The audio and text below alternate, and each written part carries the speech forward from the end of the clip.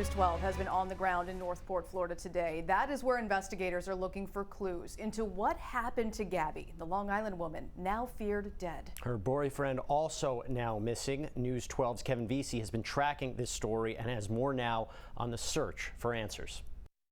Well, we watched FBI agents taking evidence out of the Laundrie family home here in Northport, Florida all day and throughout the evening. We're also learning more about a hard drive authorities say they found in the van Brian and Gabby were driving cross country. And we're hearing from neighbors about how they say Brian and his family acted after he came home from his trip without Gabby. FBI agents spent the day at the Laundrie family home in Northport, Florida, removing boxes and bags of evidence, searching for answers in the Gabby Petito mystery.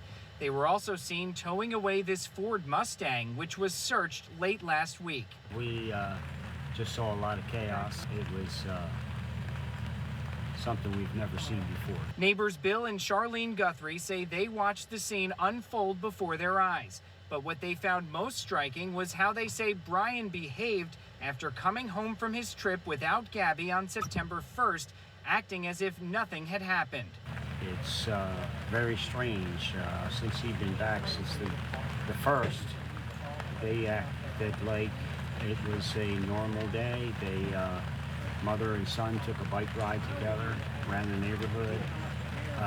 He helped his father do some repairs in the garage. He cut the grass. Yeah, he mowed the grass one day, just like nothing was wrong. News 12 also obtained this search warrant, which says authorities have a computer and a hard drive that was inside Gabby's van. As News 12 has reported, Gabby and Brian were on a road trip out west. Gabby stopped communicating with her mother in late August, and she was reported missing on September 11th. Then yesterday, the tragic update that a body resembling Gabby's was found in Wyoming.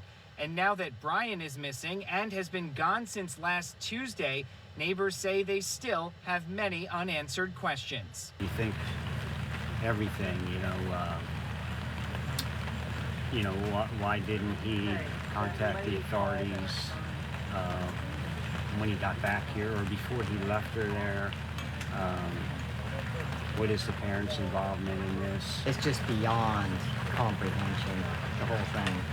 Now, at this point, there have been some possible sightings of Brian, but nothing definitive just yet. Police and the FBI have both remained quiet throughout the day. In Northport, Florida, Kevin Vesey, News 12, Long Island.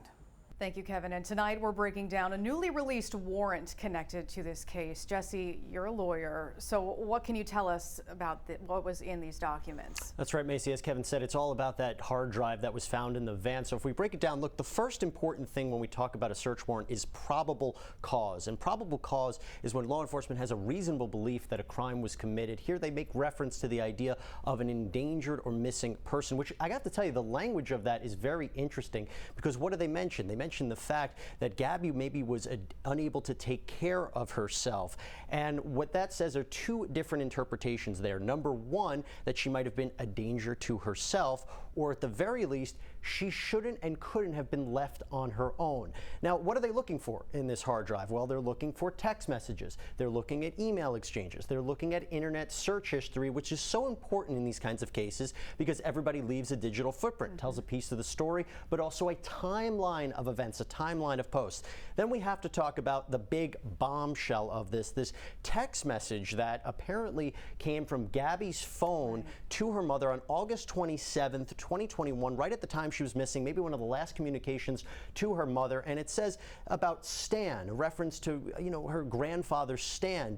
He's calling, voicemails. That's very strange because Gabby's mother says she doesn't refer to her grandfather by Stan. Two interpretations there. One, maybe Gabby wasn't really herself. Maybe something was a bit off. Or number two, someone was using her phone, which is very common when defendants try to imitate or pretend to be their victims. Look, at the end of the day, I think we have more questions than we do have answers, but it's just another piece of the puzzle. Absolutely.